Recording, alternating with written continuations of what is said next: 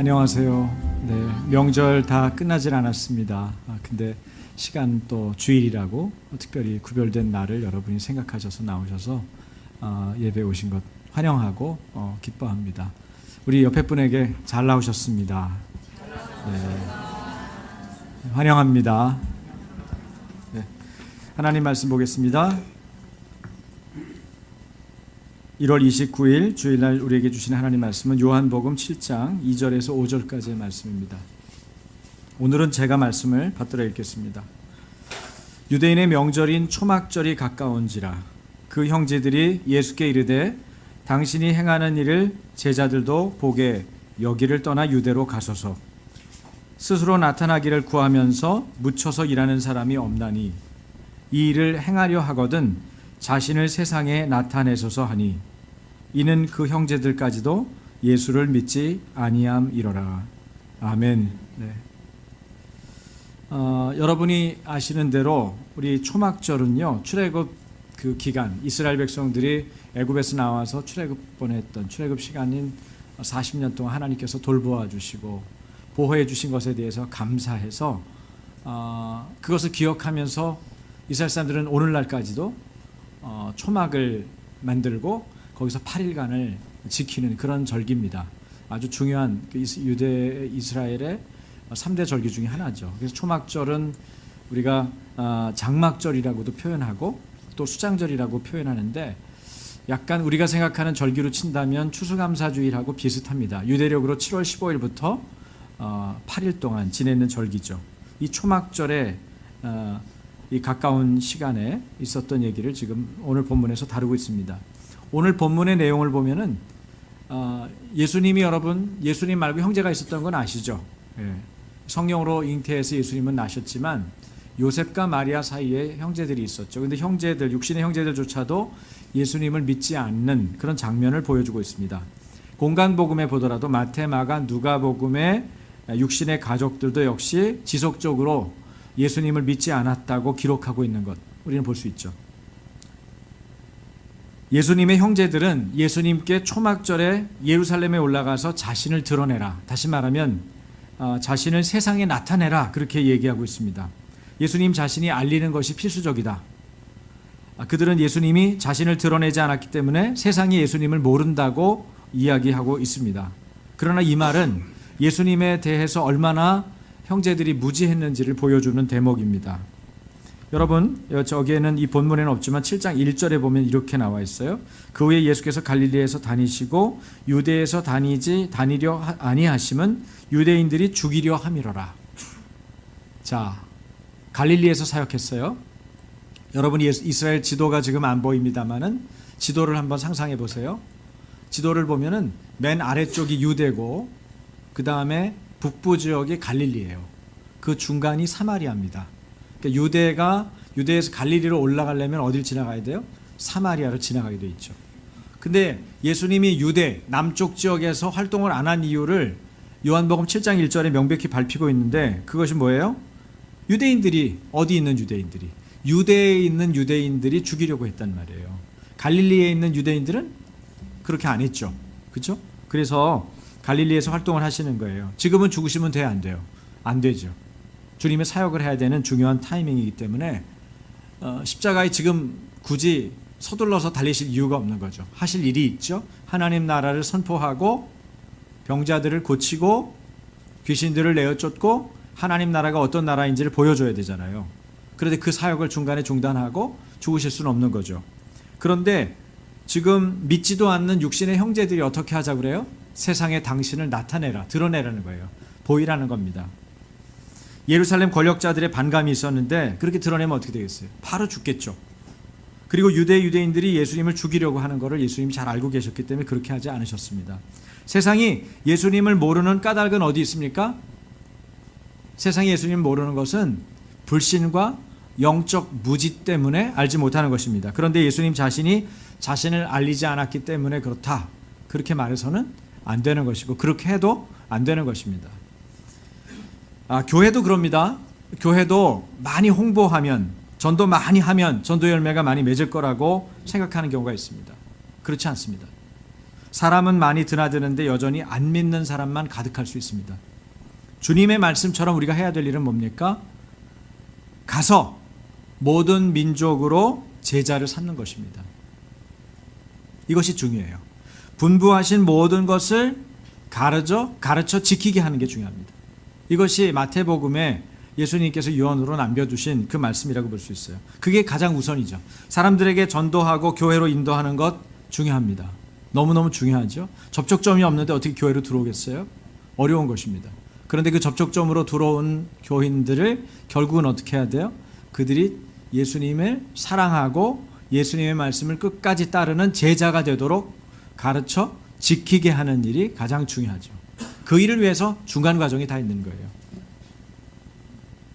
제 동기 목사님이 저기 멀리서 라스베가스에서 목회를 하시는데 제가 최근에 페이스북을 보니까 그분이 이제 커피 바리스타 자격증을 땄나 봐요. 목사님이. 바리스타 자격을 따가지고는 외부 분들도 교회를 드나들면서 맛있는 커피도 마시고 또 성도들하고 담소도 나누고 그래서 교회로 들어올 수 있는 문을 열어보려고 이제 굉장히 좋은 커피도 많이 들여와가지고 커피를 이렇게 끓여놔서 이제 인터넷으로 자기 교회 홈페이지를 통해서 홍보를 한 거죠. SNS도 동원하고. 근데 그 댓글을 그대로 다 올려놨는데 그 밑에다가 아주 험담을 했더라고요. 목사가 목사 일을 하시오. 본질적인 일에 매달리시오. 이 사꾼 같은 목사들이 너무 많소. 당신이 할 일이 커피요? 복음을 전하는 거 아니요? 상당히 강력한 그 얘기를 해가지고 아주 그 커피 얘기 꺼내가지고 그 사람들을 초대해서 따뜻한 분위기에서 교회로 드리고 하려고 하는 목사님의 아주 의지를 꺾기 아주 충분한 댓글을 달았더라고요. 어떻게 생각하면 맞는 얘기죠. 목사가 할 일은 바리스타 자격 따가지고 커피 대접하는 건 아니죠. 그렇지만 여러분 본질을 위해서 비본질적인 것을 어떻게 활용하느냐는 것은 그 사람의 양심과 그 사람의 주님 주신 감동을 따라 하는 거지 이거는 맞고 저거는 틀리다 그런 건 없어요. 그렇지 않겠어요? 어떤 시기에는 그렇게 할 수도 있는 거예요. 저희 교회가 초기에 교회가 생성이 되고 시작이 될 때는 그런 유혹들이 참 많았던 것 같아요. 목사인 저와 아내인 우리 박 전사님에게 다른 일도 좀 같이 해보면 어떠냐. 재정이 어려우니까 다른 일 좀 해보면 어떠냐. 사실 여기 이전에 있던 교회도 여기서 그 목사님이 좀 생존해 보시고 좀 끝까지 교회로 버텨보시려고 몸부림을 치셨더라고요. 방과 후 오후 활동 애들 8명 가르쳐가지고 금액도 많이 받지도 않고 애들 책상 다 놓고 컴퓨터 나와가지고 여기서 목사님 또 그런 걸 가르친 거예요. 그러니까 참 어려운 시기죠. 세상에 자기를 보여야 될 것 같은 두려움이 있는 시기예요. 근데 그것을 잘 나누면 좋을 것 같아요. 성도들이 해야 될 몫과 목회자가 해야 될 몫이 목회자가 해야 될 본질에 충실할 수 있도록 만약에 매달릴 수 있다 그러면 그건 굉장히 좋은 일이죠. 가장 좋은 건 어떤 방법일까요? 하나님이 말씀하시는 그 일을 하면 됩니다. 그게 접촉점을 만드는 일이 됐든 아니면 실제로 어떤 아이디어를 가지고 복음을 구체적으로 전하는 일이 됐든 하나님이 말씀하시는 일을 하면 돼요. 굉장히 쉽죠?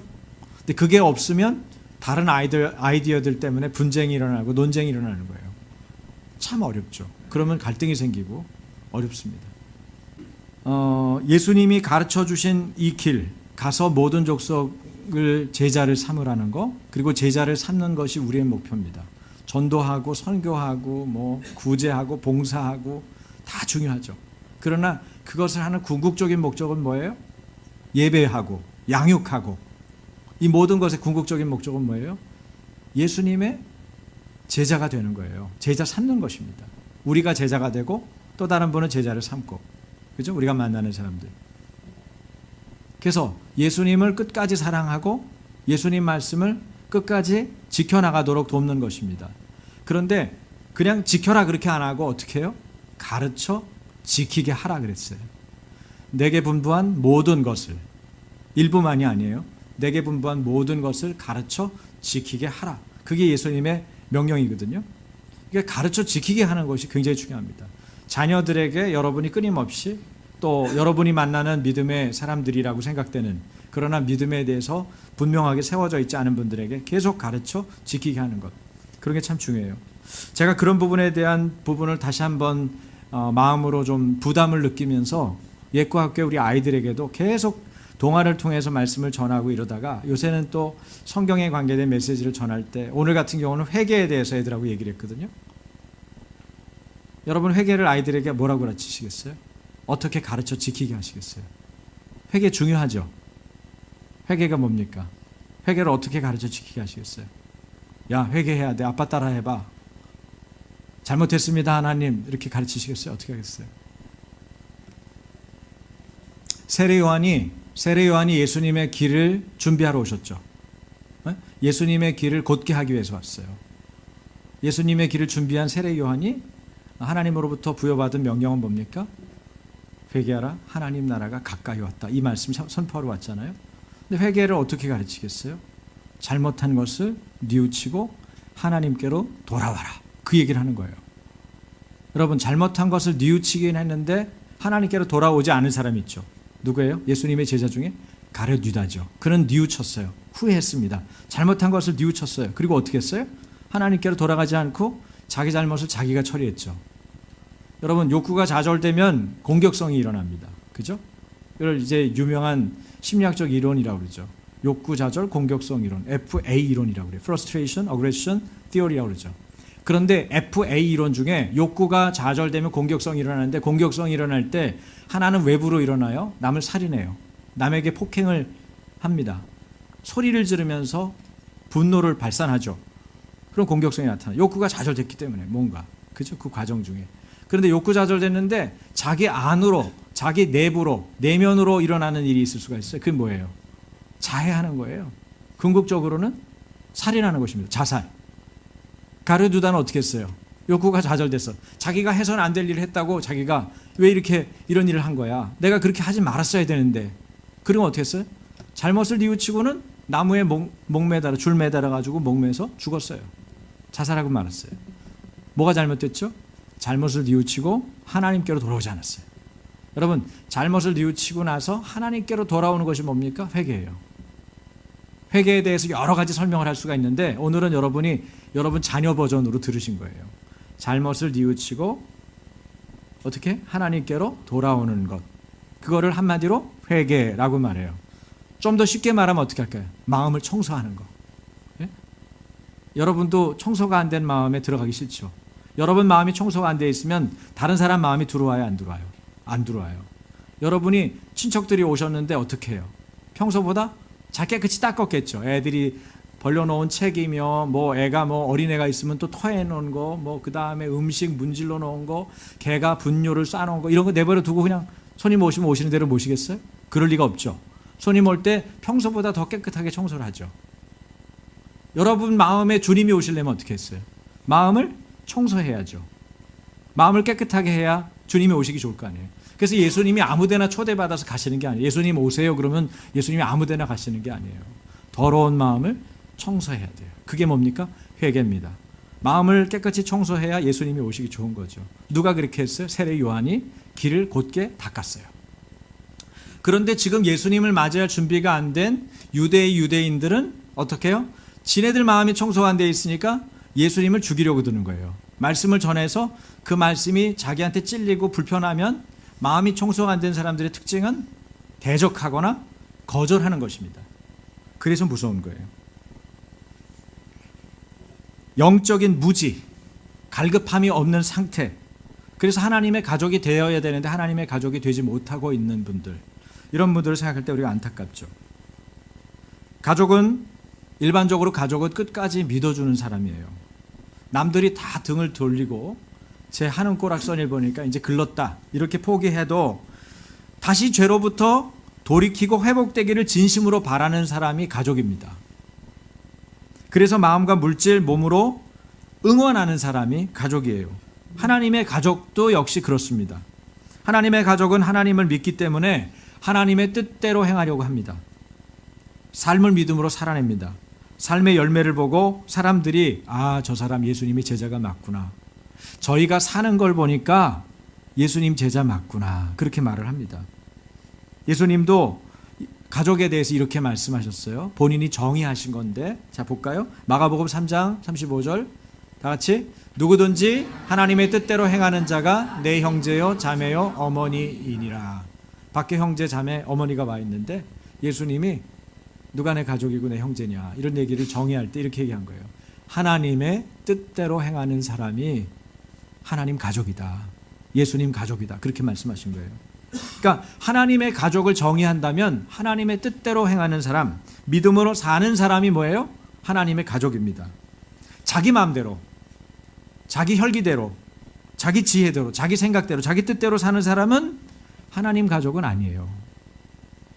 여기서 보는 육신의 형제들 역시 이 시점에서는 적어도 예수님의 가족이 아니었죠. 그러니까 이런 엉뚱한 소리를 하는 거예요. 예수님 죽을 거 뻔한데 유대로 내려가서 당신은 세상에 나타내소서, 드러내소서, 그렇게 말하는 거예요. 하나님의 때도 모르고 예수님이 어떤 분이신지도 모르고 예수님을 믿지도 않으니까 이런 엉뚱한 소리나 제안하고 있는 거예요. 오히려 하나님의 뜻을 따르고 있는 제자들이 여기서 예수님의 가족이고 하나님의 가족이죠. 하나님의 가족이라는 말은요, 여러분 요한복음에서 아주 중요한 것입니다. 하나님의 가족은 요한복음에서는 교회론의 핵심 개념이 바로 하나님의 가족이에요. 예수님을 믿는 자는 어떻게 됩니까? 신자가 되죠. 그 다음에 신자가 예수님을 더 많이 알게 되고 예수님을 따르고 예수님 말씀에 목숨을 걸고 그러면 어떻게 돼요? 제자가 되는 거예요. 근데 요한복음은 뭐라고 설명해요? 하나님의 가족이 된다고 말하는 거예요. 누가 하나님의 가족입니까? 하나님의 가족이라면 이렇게 정의할 수 있어요. 믿음으로 출생하고 추구하는 사랑이 달라진 사람들. 따라서 해보시겠어요? 하나님의 가족은 믿음으로 출생하고 추구하는 사랑이 달라진 사람이다. 첫째, 하나님의 가족은 믿음으로 출생합니다. 예수님을 내 삶의 구주와 임금으로 받아들이는가? 예수님을 내 삶의 구세주, 나를 구원하신 구세주요, 그 다음에 내 삶의 주인, 임금, 왕으로 받아들이느냐? 이 물음에 대해서 아멘이라고 말씀하실 수 있으면 그분은 하나님께로부터 난 사람이 맞습니다. 내가 믿는 그것을 보고 내가 하나님으로부터 나왔는지 하나님께로부터 나오지 못했는지를 알 수가 있는 거죠. 왜냐하면 성경에서 아주 반복해서 정확하게 말하고 있는 게 뭐예요? 성령으로 말미암지 않고는 예수를 주라 시인할 수 없다. 그랬거든요. 한번 따라서 보시겠어요? 예수님은 나의 주님이십니다. 네, 그게 쉬운 거잖아요. 그렇죠? 근데 그렇게 고백하고 마음으로 고백하고 입술로 시인하는 게 쉽지가 않아요. 여러분이 살아가는 삶의 자리에서 누군가가 대화할 때 예수님은 내 삶의 주인이세요. 그분은 내 삶의 구주십니다. 그렇게 말할 수 있냔 말이에요. 그런 것들을 명백하게 말하고 자기 삶의 자리 안에서 실제적으로 그것을 흔적을 보여줄 수 있는 분들이라면 그분은 하나님 나라에 속한 자이고 하나님께로부터 난 사람이 맞죠. 물과 성령으로 거듭난 사람이라야 하나님 나라에 들어간다, 그렇게 말을 했거든요. 물과 성령으로 태어난다는 건 뭡니까? 죄로부터 정결하게 돼서 새롭게 태어나는 것을 말해요. 근데 그 죄 중에 가장 중요한 죄는 뭡니까? 예수님이 하나님의 아들이심을 부인하는 죄예요. 성경이 말하는 건 아주 명백하게 이야기하고 있는 거예요. 하나님의 아들이신 것, 예수님이 하나님께서 보내신 자이고 하나님의 아들이시다는 것을 부인하는 것은 이것이 명백한 죄입니다. 우리가 뭐 복잡하게 행위로 짓는 죄, 말로 짓는 죄 여러 가지를 얘기할 수 있지만 가장 근본적인 건 이것을 생각할 수가 있어요. 그래서 물과 성령으로 출생할 때 회개를 통한 죄 씻음이 일어나고 성령을 통한 새 창조, New Creation, 바로 우리의 새로운 피조물인 우리가 탄생되는 거예요. 거듭나는 순간 믿는 자에게 나타나는 현상이죠. 예수님이 나의 죄 때문에 십자가에 달려 대속하신 사실을 믿는 것만으로 우리가 새로운 피조물이 되는 것입니다. 요한복음 5장 24절은 이렇게 말하죠. 요한복음 5장 24절 보세요. 내 말을 듣고 같이 또 나 보내신 이를 믿는 자는 영생을 얻었고 심판에 이르지 아니하나니 사망에서 생명으로 옮겼느니라. 우리가 반복해서 듣는 얘기지만 과거형으로 나오죠. 믿을 때 어떻게 돼요? 영생을 얻었고, 이미 누구의 소유가 돼 있어요? 나의 소유, 믿는 나에게 영생이 들어와 있는 거예요. 그리고 사망에서 생명으로 옮겼느니라. 내 위치는 어디에 가 있어요? 생명으로 옮겨져 있는 거예요. 그런 자신을 받아들이는 것, 이것이 믿음입니다. 이것은 예수님의 약속이에요. 신실하신 예수님의 약속. 겉과 증상만의 변화가 아니고 존재 자체의 새로움입니다. 속사람이 변화되고 새로운 존재로 거듭나는 거죠. 믿으면 이미 사망에서 생명으로 옮겨져 있는 상태가 되어 있는 것입니다. 반대로 예수님을 거부하는 사람은 겉보기가 어떠하든지 유감이지만 성경은 아주 단호해요. 마귀의 자녀이고 마귀의 가족입니다. 여기에는 중간지대가 없어요. 중간지대가 없습니다. 천주교에서 연옥을 얘기하잖아요. 중간지대가 있는 것처럼 없어요. 성경은 분명하게 얘기해요. 믿으면 천국 가고 믿지 않으면 지옥 가는 거예요. 믿으면 하나님의 자녀이고 믿지 않으면 마귀의 자녀인 거예요. 내가 어디에 소속할 건지는 내가 결정하게 돼 있지만 나의 자유의지를 따라서 내가 말하고 내가 시인하고 내가 구하는 대로 되는 거죠. 추구하는 대로. 예수님을 믿는 것은 여러분 종교가 아닙니다. 기독교는 종교가 아니에요. 뭐라 그러죠? 기독교는 관계입니다. 따라서 해보시겠어요? 예수를 믿는 것은 관계이다. 그래서 기독교는 관계라고 그래요. 예수 그리스도와의 관계성. 그러니 그 관계성이 어떠하냐에 따라서 믿음의 신분이 달라지는 거예요. 우리가 집사가 되고 뭐 권사, 그 다음에 안수집사, 장로 뭐 이런 타이틀이 중요한 게 아니고 내가 예수님하고 어떤 관계로 연합되어 있는가, 그분과 내가 어떤 사이인가, 이게 중요한 거예요. 네?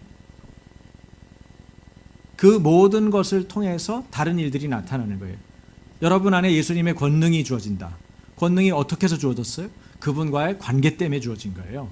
예수님을 믿었더니 하나님의 자녀가 됐고 하나님의 자녀된 권세가 있는 거예요. 그래서 여러분이 기도할 때 감히 나라를 위해서 기도할 수 있고 하나님 나라를 위해서 기도할 수 있고 여러분이 마귀를 내쫓을 수 있고 치유를 위해서 기도할 수 있는 거예요. 누가 그렇게 기도할 수 있어요? 어떤 종교에서 그렇게 기도할 수 있죠? 아무도 어떻게 해볼 수 없어요. 근데 우리는 그런 것들을 너무 자연스럽게 기도할 수 있는 하나님 자녀의 권세가 있어요. 얼마나 큰 축복입니까? 그것도 목사만 꼭 기도하는 것도 아니에요. 그죠? 예수 믿는 모든 믿는 자가 손을 얹은 즉 나으리라. 모든 믿는 자에게 주어진 권세는 여러분이 하나님의 자녀로서 동일한 권세를 가질 수 있어요. 그런데 그 권세가 행사되는 데 있어서는 뭐가 중요해요? 주님하고의 관계가 중요한 거예요. 그래서 예수 믿는 거는 관계가 중요합니다. 여기서 예수님은 하나님의 독생자로서 아주 독특한 위치를 가지고 계시죠. 예수님을 믿어야만 우리가 하나님의 자녀가 되기 때문입니다. 하나님의 가족 안에서 예수님은 하나님의 자녀들의 형제가 되죠. 재미있는 현상이에요. 하나님의 자녀, 독생자이신 예수님. 그런데 예수님을 믿었기 때문에 우리도 하나님의 자녀, 예수님과 우리 사이는 형제가 된 거예요. 너무 웃기지 않아요? 네. 하나님이신 그분과 어떻게 형제가 됐나? 하나님의 아들인 그분과 내가 어떻게 형제가 됐나? 그런데 형제가 됐죠. 그리하여 하나님 아버지, 그 다음에 독생자 예수님, 그리고 믿게 된 우리들, 하나님의 자녀들이 모여서 뭘 이루어요? 하나님의 가족을 이루는 것입니다. 두 번째, 하나님의 가족은 믿음으로 출생하고 그 다음에 추구하는 사랑이 달라져요. 추구하는 사랑이 달라집니다. 한 교회 회지에서 성탄절을 앞두고 아이들에게 크리스마스에 받고 싶은 선물이 무엇인지를 물었습니다. 유치부 친구들에게 물었어요. 대답이 이렇습니다. 여러분 알아듣는 얘기가 몇 마디 나오나 들어보세요. 유치부 애들에게 크리스마스에 받고 싶은 선물이 뭐니? 그랬더니 애들이 대답을 했어요. 드론, 터닝 메카드 W, 소피 루피 소원 수첩, 메가 스콜피온, 인형, 장난감, 비드맨, 반지, 세라의 스케치북, 진짜 햄스터. 유년부 친구들, 얘네들은 초등학교 애들이죠. 유년부 친구들에게 이런 거를 똑같이 물었어요. 크리스마스에 받고 싶은 선물이 뭐니? 이런 대답들이 나왔습니다. 강아지 한 마리, 카메라, 아이폰 7, 상당수가. 그다음 보드게임, 무선 자동차, 비염 나을 수 있는 약, 네오큐브, Y책 5권, 잉글랜드 프리미어 리그, 토트넘 16번, 17번, 20번, 유니폼. 구체적이죠. 좀 더 비싸고 더 구체적인 목록이 나열됐다는 점을 제가 눈에 이게 봤습니다. 중등부 친구들에게 물었는데 얘네들한테는 좀 더 어마어마한 내용을 물었어요. 크리스마스에 일어났으면 하는 기적이 뭐니? 이런 대답이 나왔습니다. 원하는 옷 왕창 사는 것, 시험 점수 평균 10점 오르는 것, 머리가 굉장히 좋아지는 것, 지금까지 추웠던 사람들 모두 따뜻해지는 기적, 얼굴 예뻐지고 키가 크고 빅뱅이 컴백해서 빅뱅 앨범 사는 거, 대통령 탄핵 문제 해결로 나라 안정되는 거. 이게 중학생들이에요. 와, 도대체 원하는 기적을 물었는데도 현실적인 사고를 한 아이들을 우리가 볼 수 있습니다. 지금 아이들은 공통점이 뭡니까? 물질적인 풍요 속에 살고 있습니다. 그리고 많은 유혹이 있다는 것도 짐작해 볼 수 있어요. 그 중에 참 따뜻하고 예쁜 아이들이 크고 있다는 사실도 참 감사했는데 저는 이 아이가 참 눈에 들어왔어요. 지금까지 추웠던 사람들 모두 따뜻해지는 기적. 와, 그죠? 지 얘기 안 하고 어떻게 이런 얘기를 하죠? 여러분, 하나님의 가족이 되기 전에 우리는 이 아이들처럼, 대부분의 아이들처럼 우리 자신에게만 집중했습니다. 맞죠? 자기 중심성은 우리 자신이 성장하고 자신을 보호하는 데 중요한 본성입니다. 하지만 문제는 자기 중심성이 이기심하고 버무러져서 이기심이 차오를 때이죠.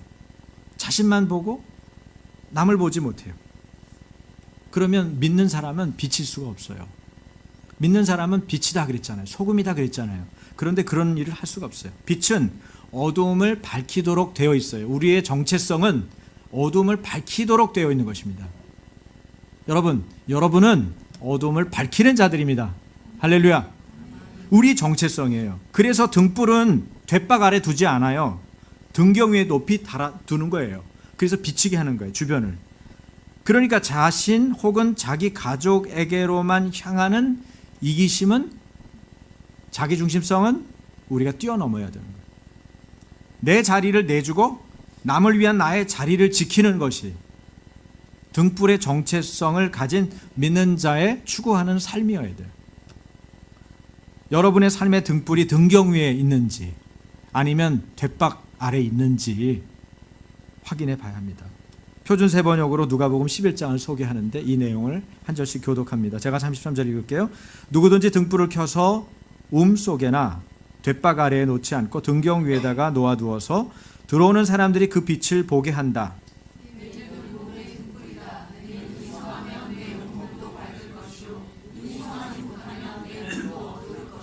그러므로 내 속에 있는 빛이 어둡지 않은지 살펴보아라. 내 온몸이 밝아서 어두운 부분이 하나도 없으면 마치 등불이 그 빛으로 너를 환하게 비출 때와 같이 내 몸은 온전히 밝을 것이다. 아멘. 여러분, 믿기 전에 우리는 어두움을 좋아했습니다. 세상에 속했기 때문입니다. 그런데 하나님의 가족이 되고 나니까 빛이 좋아졌습니다. 하나님을 믿게 된 분들 중에 빛이 좋아지기 시작한 분들 있죠. 전에는 아무렇지도 않았는데 그 일 하기 싫고 이제는 빛에 속한 일들이 마음에 들고 그 일을 가까이 하게 된 분들이 있습니다. 과거에는 사람들 칭찬에 목말라 있었고 그 칭찬을 얻기 위해서, 인정을 받기 위해서 아첨도 또 거짓도 불사했습니다. 그러나 하나님의 가족이 되고 나서는 하나님이 나를 어찌 보시느냐가 중요합니다. 남들이 나를 어떻게 볼까 하는 두려움 때문에 자기 고백을, 자기 믿음을 고백하는데 눈치를 보거나 머뭇거리지 않습니다. 심지어는 죽음 앞에서도 하나님의 영광을 추구하는 사람이 됐습니다. 누구처럼요? 예수님처럼. 그리고 예수님의 제자들이었던 사도들처럼. 그리고 자신 안에 발견된 예수 그리스도를 말하지 않을 수 없죠. 사도들이 공회 앞에 대제사장 위협 앞에서도 이렇게 말했던 것을 우리가 알아야 됩니다. 사도행전 5장 29절에서 31절인데요. 이것도 한 절씩 읽을게요. 베드로와 사도들이 대답하여 이르되 사람보다 하나님께 순종하는 것이 마땅하니라.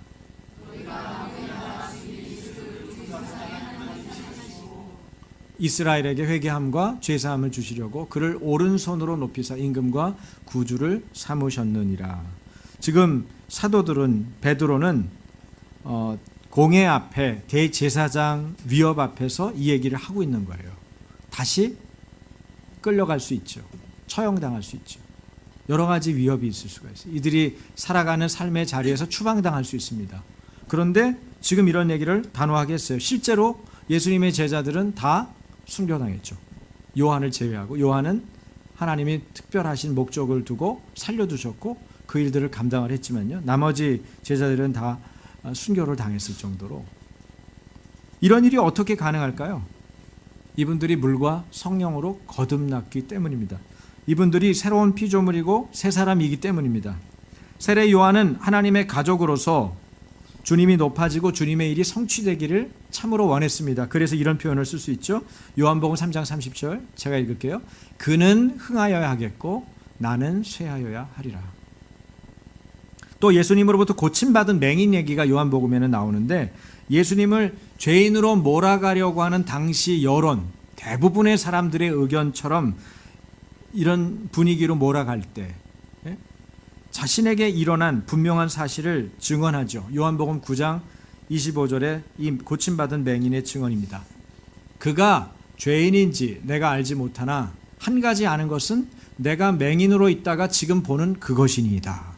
그래서 대단한 그 당시에 종교 지도자들하고 그가 아주 분명하게 얘기를 하는 거예요. 당신들도 믿으려고 합니까? 그들이 이 사람들이 열을 내잖아요. 열을 낼 정도로 어려운 상황인데도 그렇게 공동체에서 추방될 압박 속에서도 맹인은 분명하게 고백하는 것을 볼 수 있어요. 요한복음 9장 22절입니다. 다 같이 읽겠습니다. 그 부모가 이렇게 말한 것은 이미 유대인들이 누구든지 예수를 그리스도로 시인하는 자는 출교하기로 결의하였으므로 그들을 무서워함이로라. 예, 이런 상황이죠. 유대인들 누구든지 출교, 다시 말하면 추방당하는 거죠. 그들의 삶의 터전에서 모든 것을 잃어버리는 상황. 그럼에도 불구하고 말을 하는 거예요. 하나님의 가족은 이처럼 진리를 사랑하고 진실을 중요하게 여기고요. 예수님을 높이고 하나님의 영광을 추구합니다. 왜요? 추구하는 사랑이 달라졌기 때문입니다. 아버지와 아들과 자녀들, 즉 하나님의 가족은 사랑으로 연결되고 사랑 안에서 연합합니다. 요한복음 17장에 예수님의 기도를 보면 알 수가 있는데요. 17장 23절, 26절 사랑이 4번이나 나와 있죠. 제가 23절, 여러분 26절을 읽으세요. 곧 내가 그들 안에 있고 아버지께서 내 안에 계시어 그들로 온전함을 이루어 하나가 되게 하려 함은 아버지께서 나를 보내신 것과 또 나를 사랑하심 같이 그들도 사랑하신 것을 세상으로 알게 하려 함이로소이다.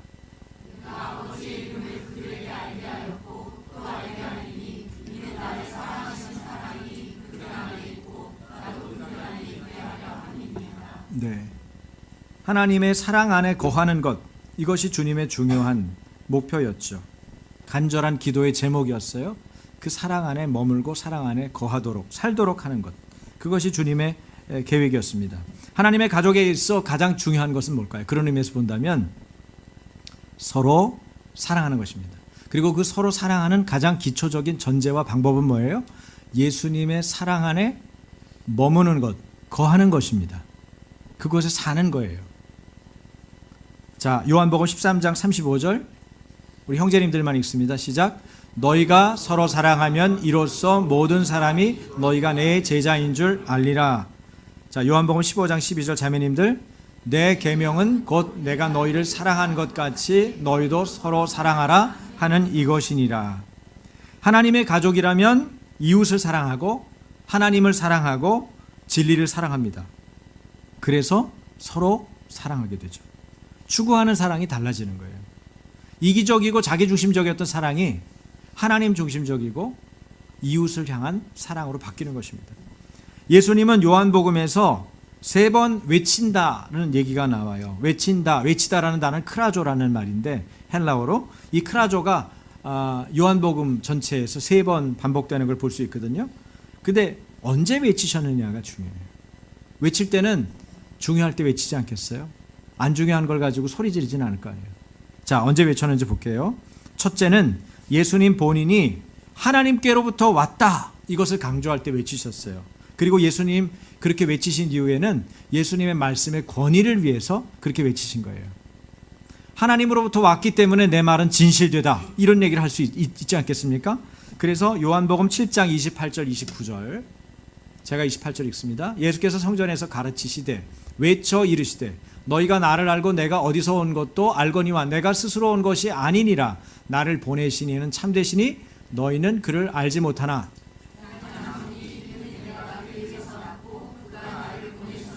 네. 하나님께서 보내신 자가 누구예요? 예수님이에요. 하나님께서 보내신 자 예수님을 믿는 것이 하나님의 일입니다. 하나님의 일은 그분을 믿는 거예요. 하나님께서 예수님을 보내셨구나. 그것을 믿는 것. 그것이 하나님의 일이에요. 둘째, 언제 또 외치셨냐? 예수님은 목마른 자를 초대하고 성령을 그들에게 준다고 약속하시면서 외치셨어요. 자, 요한복음 7장 37절에서 39절이거든요. 제가 읽겠습니다. 명절 끝날 곧 큰 날에 예수께서 서서 외쳐 이르시되, 초막절이죠. 누구든지 목마르거든 내게로 와서 마시라. 38절.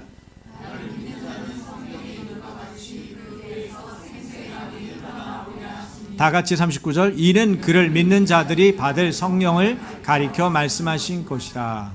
성령을 받도록 목마른 자들을 초대하시면서 말씀하실 때 중요한 얘기죠. 결코 양보할 수 없는 얘기죠. 반드시 들어야 될 얘기죠. 반드시 받아야만 되는 거죠. 성령을 안 받으면 주님을 이해할 수 없어요. 성령을 안 받으면 여러분이 제대로 된 예배를 할 수가 없어요. 성령을 안 받으면 여러분이 죄를 제어하거나 좀 주님이 원하시는 그 좋은 일을 하겠다고 결정해도 그 일을 행할 수가 없어요. 성령을 받아야만 이 모든 것이 가능한 거예요. 성령을 받아야 예배 때 안 졸고 주님께 집중할 수 있어요. 성령이 내 안에 차 있지 않으면 그냥 멀쩡한데도 예배당만 오면 졸리는 거야. 말씀을 전하고 복음을 들으려면 졸리는 거죠. 그게 여러분 의지 갖고 되질 않아요. 성령으로 채워져야 돼요. 그러니 예수님이 외치겠어요? 안 외치겠어요? 조용히 얘기할 수 없는 거예요. 목마른 자들을 초대하시면서 성령을 받아라. 생수의 강이 흘러날 거다. 여러분, 배에서 말이죠. 이게 장이 안 좋아지고 위가 안 좋잖아요. 그러면 특징이 뭔지 아세요? 힘이 없어요. 이 배가 말이죠. 배가 힘이 좋은 게 굉장히 중요해요.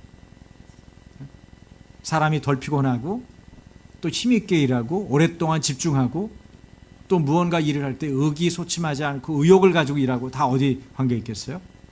위장하고 관계가 있어요. 그런데 놀랍게도 뭐라고 그러시냐면 그 배에서 생수의 강이 흘러나오리라. 강력한 힘입니다.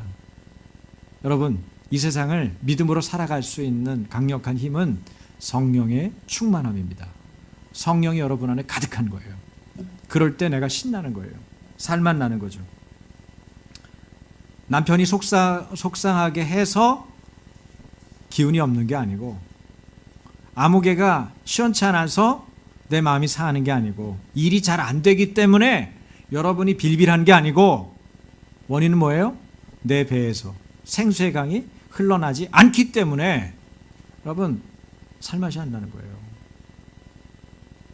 다른 상황이 어려워도 이 배에서 생수가 흘러나오면 오히려 기도할 기회가 돼요. 경건한 자는 무릇 위기를 기회로 삼는 거예요. 그래서 그 시간에 오히려 더 뜨거워지고 더 건강해지는 거예요.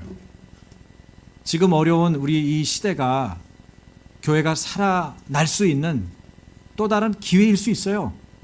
여러분의 개인적인 어려움들이 여러분이 다시 주님 앞에 가까이 갈 수 있는 찬스라고요.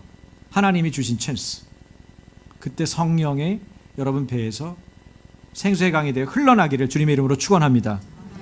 예수님이 세 번째 외치신 것은 예수님을 믿는 것이 하나님을 믿는 것이므로 하나님께서 영생을 주실 것이라고 외치셨어요. 하나님께서 영생을 주실 거다. 첫 번째는 하나님께로부터 왔다고 외치셨고, 두 번째는 목마른 자를 초대하고 성령을 그들에게 준다고 약속하시면서 외치셨고, 세 번째는 예수님 믿는 것이 하나님 믿는 것이므로 하나님께서 영생을 주실 것이라고 외치셨어요. 자, 요한복음 12장이죠. 12장 44절에 46절. 제가 44절 읽습니다. 예수께서 외쳐 이르시되 나를 믿는 자는 나를 믿는 것이 아니요 나를 보내신 이를 믿는 것이며, 46절. 나는 빛으로 세상에 왔나니 무릇 나를 믿는 자로 어둠에 거하지 않게 하려 함이로다. 네. 여기서 우리가 중요한 것을 하나 깨달을 수 있어요. 여러분, 요한복음 8장 11절에 보면은 가늠한 여인에 대해서 예수님이 한 얘기가 있어요. 가늠한 여인을 붙잡아다 놨어요. 그리고 예수님이 어떻게 하시는지 지켜보는 거죠. 이 여자가 가늠하다 붙잡혔습니다. 딱 데리고 온 거예요. 어떻게 하라는 거예요? 예수님도로 판결하려는 거예요. 근데 문제는 뭐예요? 그때 모세의 율법에 의하면 그 여자를 또 같이 좋지 못한 관계를 맺었던 남자까지 어떻게 해야 돼요? 돌로 쳐서 죽여야 돼요. 아니면 목졸 나서 죽여야 돼요. 네? 어쨌든 죽여야 돼요. 근데 그 당시에 로마 제국 밑에 있었잖아요.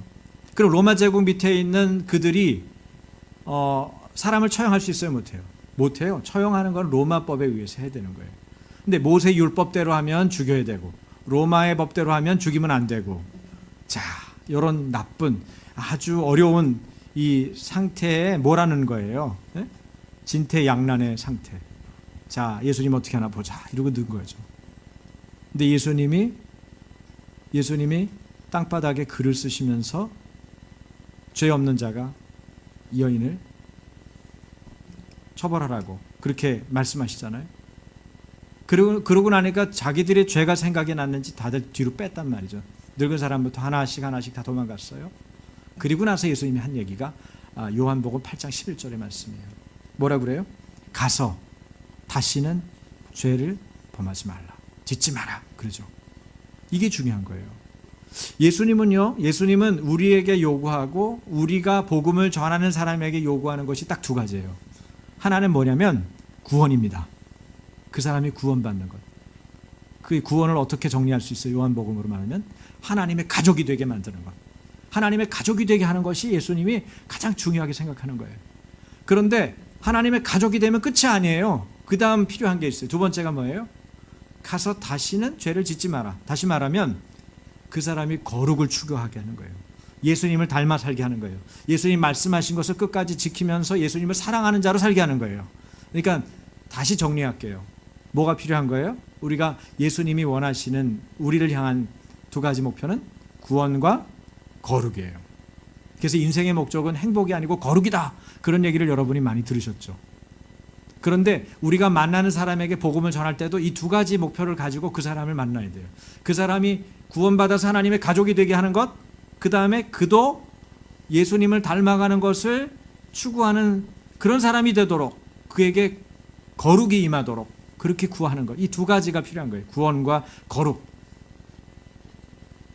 예수님의 우선순위는 사람의 구원과 거룩에 있습니다. 그리고 이러한 외침은 바로 사람들이 주의 말씀을 듣고 성령을 받아 심판이 아니라 영생을 얻도록 하기 위한 거였죠. 한마디로 하나님의 가족이 되도록 하기 위해서 예수님은 3번이나 강력하게 외치신 거예요. 예수님의 이런 간절함이 여러분과 제 안에 있는지, 예수님의 사랑이 저와 여러분에게 있는지 살필 일입니다. 제가 여러분에게 오늘 축복기도 하나를 소개하려고 그래요. 전통 켈틱의 축복기도인데 제가 한글, 영어 다 가져왔어요. 올려주실래요? 자, 우리 기도를 같이 하는 겁니다. 길이 시작. 길이 벌떡 일어나서 그대를 맞아 들이기를, 바람이 언제나 그대의 등 뒤에서 불어오기를, 햇살의 따스함이 그대의 얼굴에 비춰지기를, 비가 부드럽게 그대의 대지에 내리기를, 그리고 우리가 다시 만날 때까지 하나님께서 그대를 손바닥 위에서 보살펴 주시기를. 아멘. 우리 같이 기도하기 원합니다. 여러분이 말씀을 들으면서 떠오른 어떤 사람이 있을 것입니다. 아니면 지금 하나님이 떠올려 주실 수 있습니다.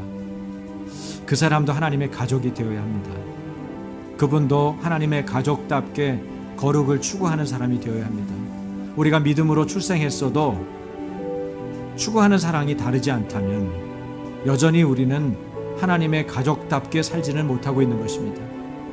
믿음으로 출생한 우리가 추구하는 사랑이 달라지게 해주십시오. 하나님을 사랑하고 이웃을 사랑하고 진리를 추구하고 예수님 이름을 높이고, 그리고 세상이 주님께로 돌아오기 위하여, 세상이 자신의 죄를 잘못을 뉘우치고 하나님께로 돌아오기를 위하여 우리가 오늘 기도하기 원합니다. 주님, 이 땅에 하나님의 일을 회복시켜 주십시오. 하나님께서 보내신 자 예수님을 믿는 것, 이 세상이 회복되게 하여 주십시오. 아버지의 마음이 자녀에게로 돌아오고 또 그들이 하나님께로 마음을 돌이킬 수 있도록 주님 은혜를 베풀어 주십시오. 이 시간에 여러분이 떠올리는 어떤 그 사람 혹은 그 도시, 또 혹은 나라를 위해서 여러분이 구체적으로 이 시간 하나님께 소리내서 우리 함께 기도하기 원합니다. 같이 기도하겠습니다. 하나님 아버지, 육신의 형제들 가운데 친지들 가운데 믿지 않는 가족들이 있습니다. 오랜 시간 기도해 왔다가 중단되고 다시 기도로 회복해야 될 그들, 아버지 하나님 앞에 올려드립니다. 주의 은혜를 베풀어 주셔서 우리가 예수 믿고 주님 앞에 돌아와